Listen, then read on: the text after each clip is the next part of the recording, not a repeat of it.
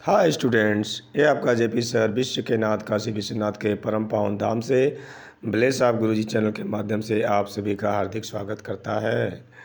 Dear students, आज हम कक्षा 8 की English chapter a visit to Cambridge जो यूपी बोर्ड सीबीएसई बोर्ड के विभिन्न कक्षाओं में दिया हुआ है, आज इसका हम सरल हिंदी अनुवाद करेंगे। प्रिय छात्रों, इस पाठ में भारतीय पत्रकार और लेखक फिरदौस कांगा का विश्व के महान भौतिक वैज्ञानिक स्टीफन हॉकिंग से मुलाकात का एक संक्षिप्त अंश प्रस्तुत किया गया है। हाँ छात्र, आइए अब हम इस पाठ के एक एक लाइन का अर्थ देखते हैं। पाठ का नाम है a visit to Cambridge, Cambridge की यात्रा। This is the story of meeting between two extraordinary people, both of them differently abled दिव्यांग, एक्स्ट्राऑर्डिनरी असाधारण, दिग्गज। यह दो दिग्गजों के मध्य एक मुलाकात की कहानी है। दोनों दिव्यांग हैं। This is the story of a meeting between two extraordinary people.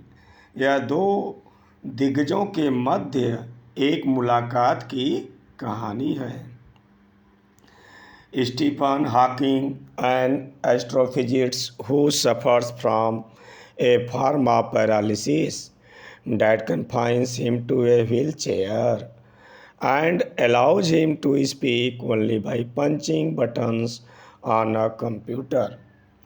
Stephen Hawking एक खगोल शास्त्री जो एक प्रकार के पक्षाघात से पीड़ित हैं, जो उन्हें एक व्हील चेयर तक सीमित कर देता है और उन्हें केवल कंप्यूटर पर बटन दबाकर बोलने की अनुमति देता है।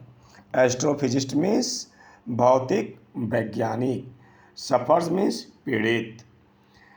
आइए हम कुछ कठिन शब्दों को पुनः दोहरा लेते हैं। डियर स्टूडेंट्स, इन वर्ड्स को आपको कंठस्थ कर लेते हैं तो आपको इंग्लिश स्पीकिंग करने में आसानी होगी और पाठ भी अच्छे ढंग से समझ में आएगा। एस्ट्रोफिजिस्ट मीन्स खगोल शास्त्री, सफर्स मीन्स पीड़ित, पैरालिसिस मीन्स पक्षाघात, कन्फाइंस मीन्स सीमित करना। अतः छात्रों, हमने देखा कि स्टीफन हॉकिंग एक खगोल शास्त्री वैज्ञानिक हैं जो पैरालिसिस से पीड़ित हैं और उनका जीवन जो है एक व्हील चेयर तक ही सीमित है। Firdaus Kanga was a writer and journalist who lives and works in Mumbai.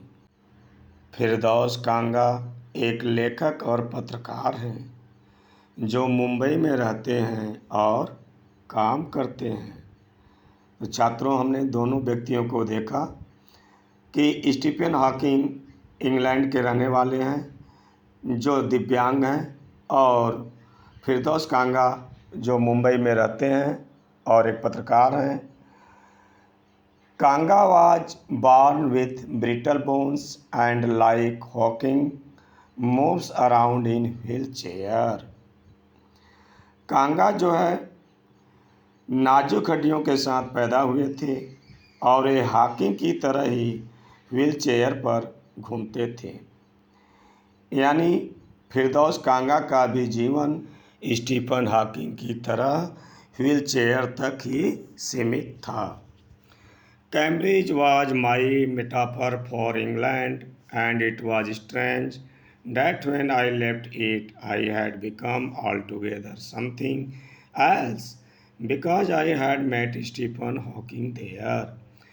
Cambridge England के लिए मेरा रूपक था और यह अजीब था कि जब मैंने इसे छोड़ा तो पूरी तरह से कुछ और बन गया था, क्योंकि मैं वहाँ स्टीफन हॉकिंग से मिला था। फिरदौस कांगा कहते हैं कि जब इंग्लैंड में मैंने फिरदौस कांगा से स्टीफन हॉकिंग से मिला तो मेरे जीवन में एक नया बदलाव आया, मैं कुछ और बन गया था। It was on walking toward through Cambridge that the guide mentioned Stephen Hawking. Poor man who is quite disabled now, though he is worthy successor to Isaac Newton. Isaac Newton को आइजैक न्यूटन से के नाम से भी जाना जाता है। Whose chair he has at the university. Cambridge में पैदल यात्रा के दौरान गाइड ने स्टीफन हॉकिंग का उल्लेख किया कि एक गरीब आदमी जो एक काफ़ी विकलांग है, हालांकि यह आइजैक न्यूटन का एक योग्य उत्तराधिकारी है जिसकी कुर्सी उसके पास विश्वविद्यालय में है। गाइड में छात्रों होता है वह व्यक्ति जो टूरिस्ट के साथ उसका मार्गदर्शन करता है, स्थानों के बारे में बतलाता है। तो फिरदौस कांगा का जो गाइड है वह बतलाता है कि यह स्थान, इंग्लैंड का यह स्थान एक गरीब व्यक्ति का है जो दिव्यांग है, लेकिन वह इसैक न्यूटन का उत्तराधिकारी है। छात्रों, कहने का तात्पर्य यह है कि जिस प्रकार से महान भौतिक वैज्ञानिक आइजैक न्यूटन ने गति का सिद्धांत देकर विज्ञान के क्षेत्र में महारत हासिल किया, ठीक उसी प्रकार स्टीफन हॉकिंग का भी वही स्थान भौतिक विज्ञान के क्षेत्र में है। And I started because I had quite forgotten that this most brilliant and completely paralyzed astrophysicist, the author of A Brief History of Time, one of the best seller ever lived there. अब फिरदौस कांगा जो है Stephen Hawking से मिलने का निर्णय लेते हैं और मैंने शुरुआत किया क्योंकि मैं बिल्कुल भूल गया था। यह सबसे प्रतिभाशाली और पूरी तरह से लकवाग्रस्त खगोल वैज्ञानिक और ब्रीफ हिस्ट्री ऑफ टाइम के लेखक सबसे अच्छे विक्रेताओं में से एक यहाँ रहते थे। फिरदौस कांगा को यह नहीं मालूम था कि और ब्रीफ हिस्ट्री ऑफ टाइम के लेखक यहीं पे रहते हैं। A brief of history time जो है स्टीफन हॉकिंग की पहली पुस्तक थी जो कि उस समय सबसे अधिक बिकने वाली पुस्तक थी। When the walking tour was done, I rushed to a phone booth and almost hearing the cord so it could reach me outside phoned Stephen Hawking's house. When जब पदयात्रा पूरी हुई मैं एक फ़ोन बूथ पर गया। बच्चों, पहले एक फ़ोन बूथ होता था जहाँ पे सभी लोग जा कर के फ़ोन किया करते थे जिसमें कॉइन डाल करके, और मैंने उसकी डोरी को खींचा अर्थात फाड़ दिया ताकि वह मुझ तक पहुँच सके और स्टीफन के घर फ़ोन कर सके। इस प्रकार से कांगा ने स्टीफन हॉकिंग के घर फ़ोन किया। There was his assistant on the line and I told him I had come in a wheelchair from India. Perhaps he thought I had propelled all the way to write about my travels in Britain. Line पर उनका सहायक था और मैंने उससे कहा कि मैं भारत से व्हीलचेयर पर आया हूँ, ब्रिटेन में अपनी यात्रा के बारे में लिखना है। लेकिन कांगा के मन में आया कहीं ऐसा सहायक ऐसा न सोचे कि मैं व्हील चेयर से पैदल चल कर के आया हूँ।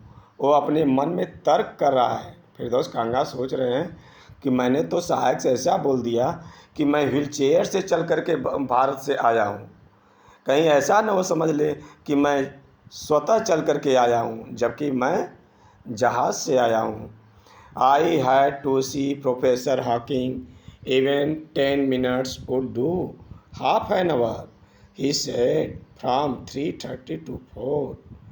उन्होंने कहा मुझे प्रोफेसर हॉकिंग से मिलना था, 10 मिनट भी चलेगा। उसने कहा आधा घंटा, 3:30 से 4 बजे तक। कांगा ने सहायक से क्या बोला कि मैं प्रोफेसर स्टीफन हॉकिंग से 10 मिनट मिलना चाहता हूँ। तो सहायक ने बोला ठीक है, आधे घंटे, 3:30 से 4 बजे तक। And suddenly I felt weak all over. Growing up disabled you get fed up with people asking you to be brave as if you have a courage account on which you are too lazy to draw a cheque. और अचानक मुझे हर तरफ कमजोरी महसूस होने लगी। विकलांग होने के कारण आप उन लोगों से तंग आ जाते हैं जो आपको बहादुर बनने के लिए कह रहे हैं।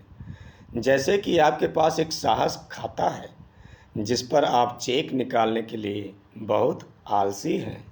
बच्चों, फिरदौस कांगवा को जब स्टीफन से मिलने का आधे घंटे का समय मिल गया तो फिरदौस कांगवा हतप्रभ हो गए। वो घबरा गए, सन्न हो गए। अरे, जो मैंने सोचा नहीं था ऐसा हो गया। जैसे बच्चों, आप कभी कल्पना न किए हों कि मैं प्रधानमंत्री से मिलूं और अचानक प्रधानमंत्री आपके पास आ जाएं तो आप निरुत्तर हो जाते हैं कि मैं इनसे क्या पूछूं। वही स्थिति फिरदौस कांगा का हुआ। The only thing that make you stronger is seeing somebody like you achieving something huge. केवल एक चीज़ जो आपको मजबूती प्रदान करती है वह है अपने जैसे किसी व्यक्ति को देखकर कुछ बड़ी उपलब्धि हासिल करना। कांगा कहते हैं कि लोग कहते हैं विकलांगों को सहारा देते हैं कि तुम वीर बनो, बहादुर बनो। क्या बहादुर का कोई चेक है कि जो जाकर के मैं निकाल लूँ? केवल एक ही चीज़ मजबूती प्रदान करती है, जो अपने जैसे व्यक्ति को देखकर उपलब्धि हासिल करना। Then you know how much is possible and you reach out further than you ever thought you could। तब आप जानते हैं कि कितना संभव हो और जितना आपने सोचा था उससे कहीं आगे तक पहुंच सकते हो। जैसे बच्चों, आप ही के कक्षा में पढ़ने वाला एक छात्र आपसे अधिक नंबर लाता है तो आप सोचते हैं कि वह मेरे ही जैसा है, मेरे ही कक्षा में पढ़ता है, वहीं अध्यापक पढ़ाते हैं तो वह मुझसे क्यों अधिक नंबर लाता है, मैं भी उससे अधिक नंबर ला सकता हूँ। तो जब आप अपने जैसा किसी व्यक्ति को देखते हैं कि वह आपसे अधिक उपलब्धि हासिल किया है तो आपके अंदर भी ऐसी सोच आती है। I have not been brave said his disembodied computer was the next afternoon I have had no choice। अगली दोपहर को अशरीरी कंप्यूटर वाली ध्वनि ने कहा कि मैं बहादुर नहीं रहा, मेरे पास कोई विकल्प नहीं था। Surely I wanted to say living creatively with the reality of his disintegrating body was a choice। Surely, निश्चित रूप से, आई वॉन्टेड टू से, मैं कहना चाहता था, उसकी विघटित शरीर की वास्तविकता के साथ रचनात्मक रूप से जीना एक विकल्प था। लेखक कहते हैं कि निश्चित रूप से मैं कहता हूँ कि जो उसका शरीर विघटित था, जीना जो है बहुत ही कठिन था, लेकिन वह रचनात्मक ढंग से अपना जीवन यापन करता था। But I kept quiet because I felt guilty every time I spoke to him, forcing him to respond। लेकिन मैं चुप रहा, I kept quiet, क्योंकि जब भी मैं उससे बातें करता था तो मैं दोषी महसूस करता था। I felt guilty, guilty में अपराधी, दोषी महसूस करता।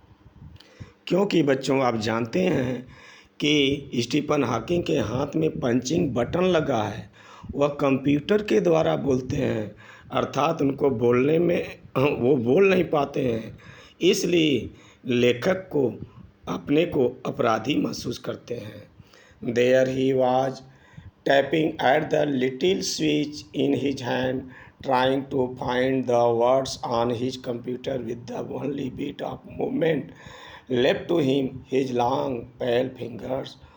वहाँ वह अपने हाथों में छोटे से स्विच पर टैप कर रखा था। उसने अपने कंप्यूटर पर शब्दों को खोजने की कोशिश कर रहा था, केवल उसकी लंबी पीली उंगलियों से ही थोड़ी सी गति बची थी। बच्चों, जो स्टीफन हॉकिंग थे उनके वे जो है शरीरी उनका शरीर नहीं था, वह पूर्ण रूप से विकलांग थे। उनके हाथ में स्विच बटन लगा था जिससे वे शब्दों को खोज करके कंप्यूटर के द्वारा बोलते थे। Every so often his eyes would shut in frustrated exhaustion. उसकी आंखें निराश थकावट में बंद हो जाती और उसके सामने बैठकर मैं उसकी वेदना को महसूस कर सकता था। कांगा कहते हैं, जब मैं प्रश्नों को पूछता था तो हमारे प्रश्नों को जवाब देने के लिए कंप्यूटर पर शब्दों को खोजते थे। कभी कभी आंखें बंद कर लेते थे, जैसे लगता था कि वे थकान महसूस करते थे, जिससे मुझे देखकर पीड़ा होती थी। मैं अपने को अपराधी महसूस करता था। And sitting opposite him, I could feel his anguish, the mind beyond with thoughts that came out in frozen phrases and sentences stiff as corpses. और उसके सामने बैठकर मैं उसकी वेदना को, उसकी पीड़ा को महसूस कर सकता था। मन उन विचारों में प्रफुल्लित हो रहा था कि जो जमे हुए वाक्यांशों और लाशों की तरह कठोर वाक्यों में सामने आ रहे थे। जो स्टीफन हॉकिंग बोल रहे थे वह एक प्रकार से कैसा था कि जमी हुई बातें हों, लाश जैसा हो, जो कि उनकी शरीर काम तो कर नहीं रहा है। उनकी उंगलियों में थोड़ी सी गति थी, जिससे वे कंप्यूटर के द्वारा शब्दों को सर्च करके कंप्यूटर के ध्वनि से बोलते थे। अर्थात उनका शरीर क्या था, उनकी वाणी क्या थी, एक जमी हुई थी। जमी हुई का अर्थ क्या है? जैसे एक सजीव व्यक्ति बोलता है तो कहाँ पे चढ़ाव है, कहाँ पे उतार है, कहाँ पे उसकी वाणी में पीड़ा है, कैसा भाव है, उसके बोलने से पता चलता है। तो लेखक यहाँ पे जो उसकी जमी हुई वाक्य की बात किया है वह क्या है? कंप्यूटर जैसी है, नीरस है, एक ही प्रकार से है। लेखक हमसे बात करने में खुश है कि नाराज है, इस बात का पता नहीं चलता है, क्योंकि वह कंप्यूटर से उसकी ध्वनि आ रही है। A lot of people seem to think that disabled people are chronically unhappy. I said, I know that is not true myself. Are you often laughing inside? Kanga Stephen से कहते हैं कि बहुत से लोगों का कहना है कि विकलांग लोग लंबे समय से नाखुश हैं। तो मुझे पता चला है कि यह खुद सच नहीं है, जबकि मैं जानता हूँ कि यह सच नहीं है। क्या आप अंदर अंदर इससे हंसते हैं? कांगा ने स्टीफन से कहा। तो लगभग 3 मिनट बाद जवाब आता है। About 3 minutes later, he responded, I find it amusing when people patronize me. 3 minute बाद जवाब आती है कि मुझे यह मनोरंजक लगता है जब लोग मुझे संरक्षण देते हैं। स्टीफन कहते हैं कि जब लोग ऐसी बातें करती हैं, दयालुता दिखलाते हैं, जैसे अपनी संरक्षण मुझे प्रदान करता है, तब हमें जो है बड़ा आनंददायक लगता है।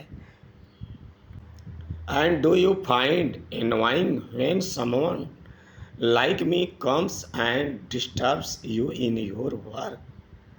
कांगा अगला क्वेश्चन करते हैं, क्या आपको गुस्सा आता है? क्या आपको गुस्सा आता है जब मेरे जैसा कोई आता है और आपको अपने कामों में परेशान करता है? कांगा जो है हॉकिंग से पूछते हैं, क्या आपको गुस्सा आता है जब कोई आकर के आपको डिस्टर्ब करता है, आपको परेशान करता है, आपसे प्रश्न पूछता है, तो आपको कैसा लगता है? क्या आप क्रोधित होते हैं? The answer flashed, yes. Then he smiled his one-way smile, and I knew, without being sentimental or silly, that I was looking at one of the most beautiful men in the world. जवाब क्या हुआ? चमक गया, आनंद आ गया। हाँ, लेखक ने Hawking ने कहा, हाँ मुझे क्रोध आता है। फिर उसने अपनी एक तरफा मुस्कान बिखेरी और मुझे पता चल गया कि बिना भावुक हुए या मूर्ख हुए मैं दुनिया का सबसे सफल व्यक्ति हूँ, जो एक महापुरुष के सामने बात कर रहा हूँ। A first glimpse of him shocking because he is like a still photograph as if all those pictures of him in magazines and newspapers have turned 3-dimensional. उसकी पहली झलक क्या थी? चौंकाने वाली थी। उसकी पहली ग्लिम्स में झलक, क्योंकि वह एक स्थिर तस्वीर की तरह है, जैसे कि पत्रिकाओं और अखबारों में उसकी सभी तस्वीर त्रिआयामी हो गई हों, थ्री डायमेंशनल हो गए हैं। जैसे उसके चित्र कैसा है, जो स्टीफन हॉकिंग हैं वो एज लाइक स्टेच्यू, एक मूर्ति जैसा है। सिर्फ आप जानते हैं उनकी अंगुलियां हिल रही हैं और वे एकटक देख रहे हैं, जैसे पिक्चर हो, चित्र हो। उनकी आंखें एकटक ताक रही हैं, उनकी शरीर काम नहीं कर रही है, सिर्फ उनकी हाथ की उंगलियां काम कर रही हैं, वो भी पीली पड़ गई हैं, पेल पड़ गई हैं। Then you see the head twisted sideways into a slump, the torso shrunk inside the pale blue shirt, the wasted legs. You look at his eyes, which can speak still, and they are saying something huge and urgent. It hard to tell what. आप देखेंगे कि उनकी सिर एक और झुका हुआ है, धड़ पीली नीली शर्ट के अंदर सिकुड़ा हुआ है। जो उनका धड़ है, पीली नीली शर्ट है, उसमें सिकुड़ा हुआ है। पैर क्या है, बेकार है, यूजलेस है, और वे कुछ बहुत बड़ी और बड़ी ज़रूरी बात कर रहे हैं। यह बताना है कि क्या।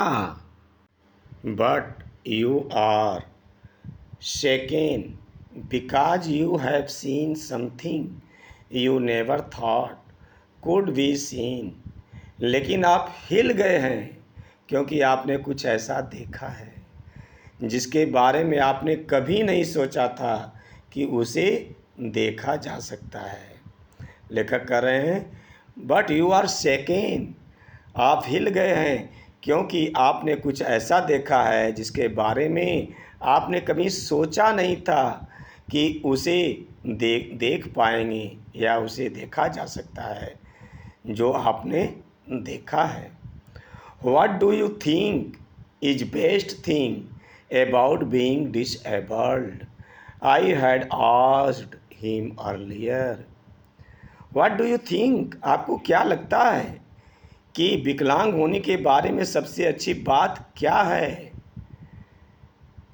मैंने उनसे पहले ही पूछा था। I had asked him earlier.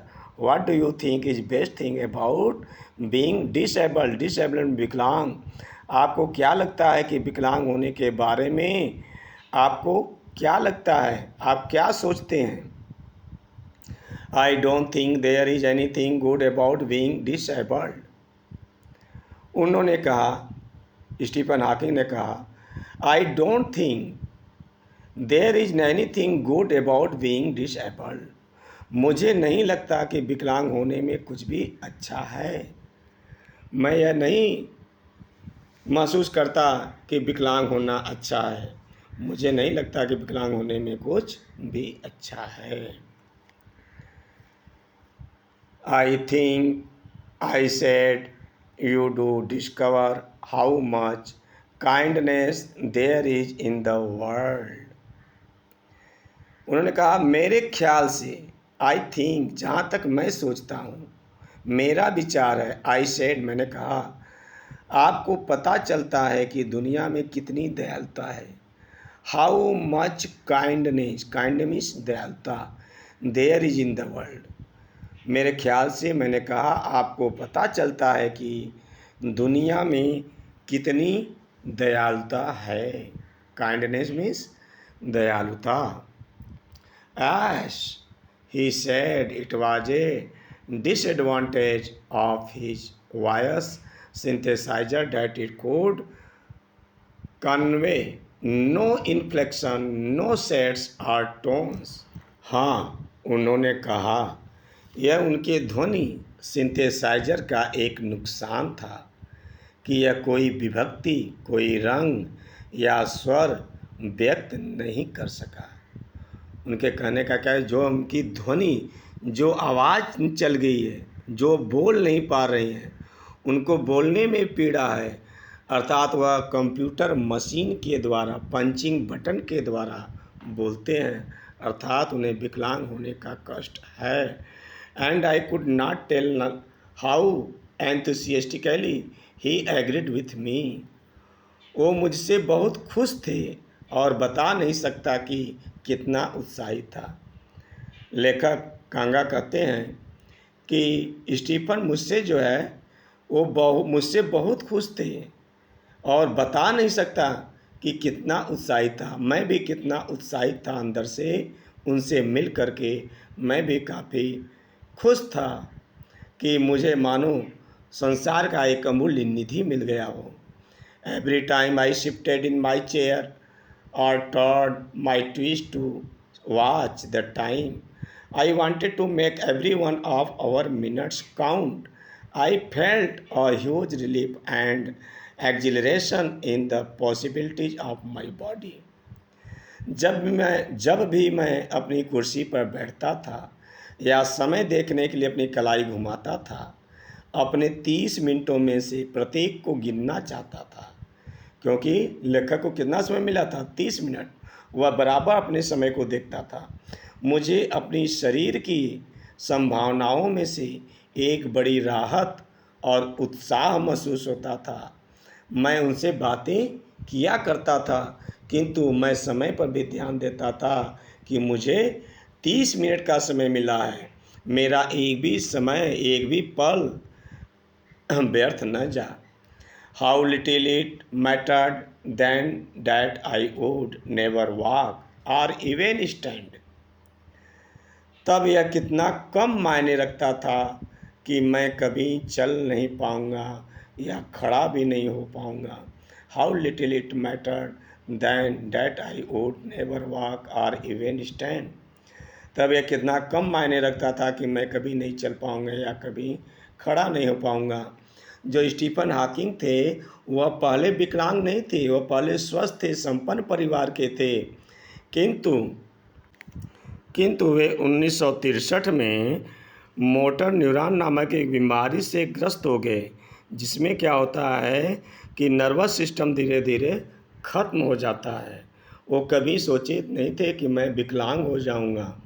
I told him how he had been an inspiration beyond cliches for me and surely for others did that thought help him.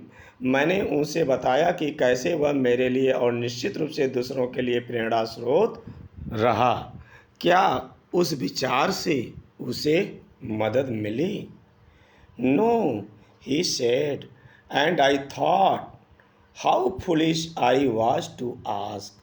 नहीं, नो मीन्स नहीं।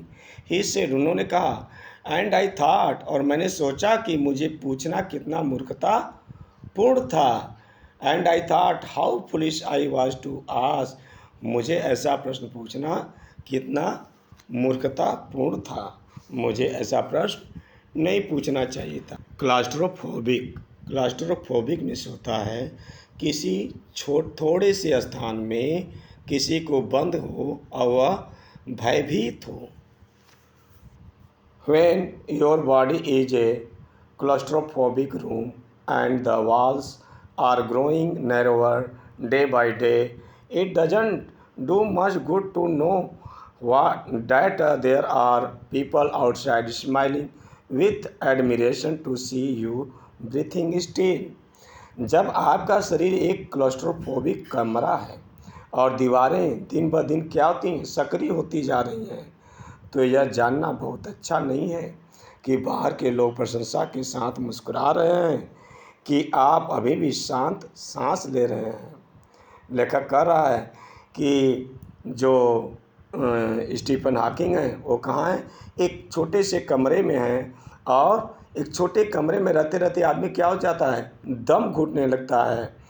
लेकिन बाहर के लोग देख रहे हैं कि एकदम क्या है, एक बर्फ़ के समान जमे हुए एक स्टेच्यू के समान है, किंतु सांसें जो है आ रही हैं।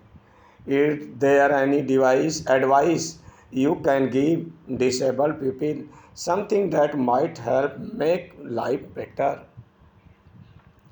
क्या कोई सलाह है जो आप विकलांग लोगों को दे सकते हैं, या कुछ ऐसा जो जीवन को बेहतर बनाने में मदद कर सके? लेखक ने स्टीफन से पूछा, क्या कोई सलाह है, कोई विचार है जो आप विकलांगों को देना चाहते हैं? उन्होंने कहा they should concentrate on what they are good at. The half hour was up. उन्हें इस बात पर ध्यान देना चाहिए कि वे किस चीज़ में अच्छे हैं। और आधा घंटा हो चुका था। उन्होंने क्या कहा कि व्यक्ति को यह सोचना चाहिए कि हमारे अंदर क्या खासियत है, मैं क्या कर सकता हूँ, उस पर उसको अपना फोकस करना चाहिए। उन्हें इस बात पर ध्यान देना चाहिए कि वह किस चीज़ में अच्छे हैं, वे क्या कर सकते हैं।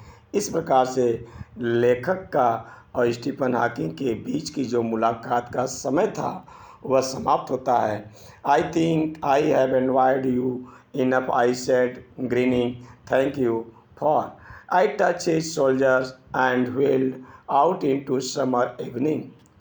आई थिंक, फिर भी लगता है कि मैंने आपको काफ़ी परेशान किया है। मैंने मुस्कुराते हुए कहा कि समय देने के लिए आपको धन्यवाद। मैंने उसके कंधे को छुआ और गर्मी की शाम को बाहर निकल गया। लेखक जो है बहुत उत्साहपूर्ण वातावरण में उनसे बात किया और बहुत कुछ उनसे सीखा। और लेखक कर रहे हैं, उनसे प्रश्न किया, मुझे लगता है कि मैंने आपको काफ़ी परेशान किया है। फिर भी उन्होंने मुस्कुराते हुए कहा कि समय देने के लिए आपको धन्यवाद। मैंने उनके कंधों को छुआ और गर्मी की शाम को फिर मैंने वहाँ से विदा लिया, मैं वहाँ से निकल पड़ा। महान वैज्ञानिक स्टीफन हॉकिंग का जन्म 8 जनवरी 1942 में इंग्लैंड के ऑक्सफोर्ड में हुआ था। उनका एक पुस्तक, पहली पुस्तक थी a brief history of time, जो 1988 में प्रकाशित हुई थी। इसमें बिग बैंग और ब्लैक होल पर आधारित सिद्धांत दिया गया था। इनका मृत्यु 14 मार्च 2018 को 76 वर्ष की अवस्था में हुई। इनका भौतिक विज्ञान के क्षेत्र में महत्वपूर्ण योगदान रहा है। आपका एक अद्भुत विचार है जो मैं आप लोगों के समक्ष प्रस्तुत करना चाहता हूँ, जिससे आप एक शिक्षा ले सकें। ऊपर सितारों की तरफ देखो, अपने पैरों के नीचे नहीं। जो देखते हो उसका मतलब जानने की कोशिश करो और आश्चर्य करो कि क्या है जो ब्रह्मांड का अस्तित्व बनाए हुए है। उत्सुक रहो, उसे जानने के लिए उत्सुक रहो। धन्यवाद छात्रों। यदि आपको यह वीडियो अच्छा लगे तो इसे तुरंत लाइक कर दीजिए और अपने मित्रों में शेयर करना न भूलें। धन्यवाद।